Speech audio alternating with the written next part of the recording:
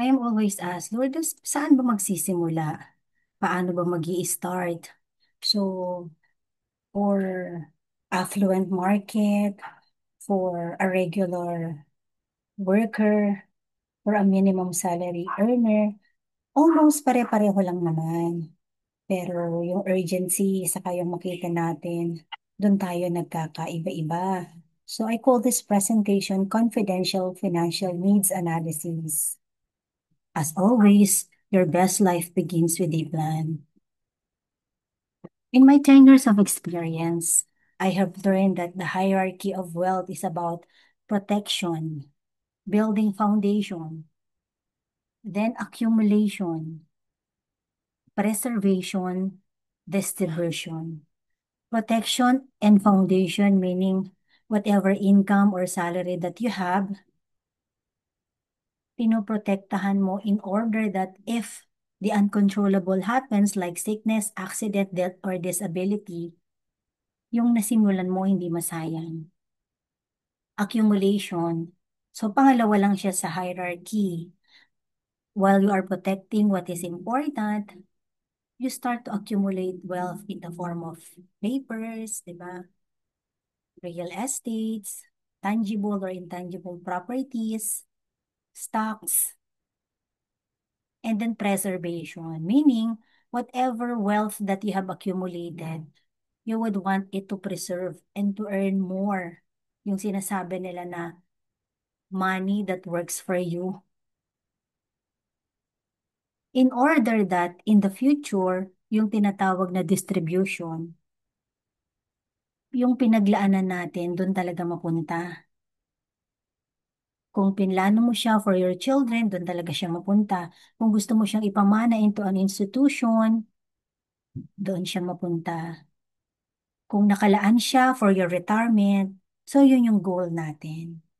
Yung nasimulan natin, makarating tayo sa paroroonan natin from point A to point B.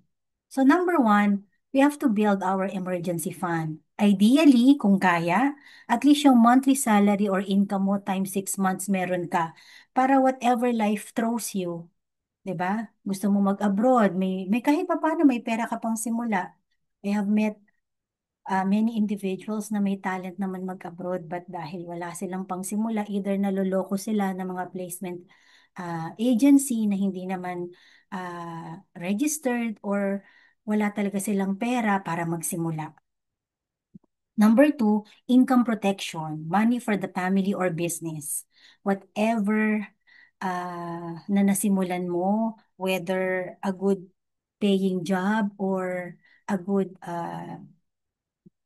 business that gives you income, you have to protect it para in times of, yun nga, sickness, accident, disability, yung nasimulan mo, hindi masasayang. Ideally, it is computed based on your annual salary times 5 years.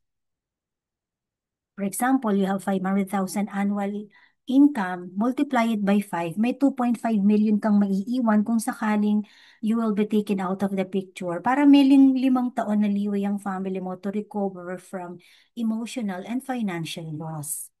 Pero kung may maliit ka pang mga anak, for example, 2 years old pa lang yung bata, 21 years pa bago siya makatapos ng college, at least 20 million 20 times dapat nung annual salary mo ang nakatabi mo as income protection. Magbe-base tayo dun sa pinakamaliit na bata. Yun ang best option na. Pero again, ideally kung gusto mo mag-start, at least 5 taon ng income mo may protection. Or 5 taon nung kinikita mo sa business mo may protection. Number three, health fund. Ito yung na-overlook natin kasi meron naman akong HMO na simulan. Meron naman ako sa company. But what if mag-resign ka sa company tapos hindi ka na pala insurable due to health reason? And for some, kaya naman nila. Pero pagdating ng 60, wala na silang benefit. So maganda na kahit kaya mo, magsimula ka pa rin. Kasi ang kagandahan ng mga health fund ngayon, if you live long, it can be converted into a money na po pwede mong ma-withdraw for your other needs kasi naging responsable ka, awa ng Diyos, healthy ka pa rin when you retire. Sobrang liit lang kasi ng halaga niya, premium amount niya when you are 40 and below. Ideally, 5% nung kinikita mo or 25,000 ilaan mo to get a health fund. You just paid like 250,000 in 10 years pero ang value nun nasa 1 milyon. Ganun kaganda ang magsimula ng bata pa at healthy. Number three, long-term goal for your savings, investment, retirement, kung ano man yun. The computation is yung annual salary or income mo times 20%.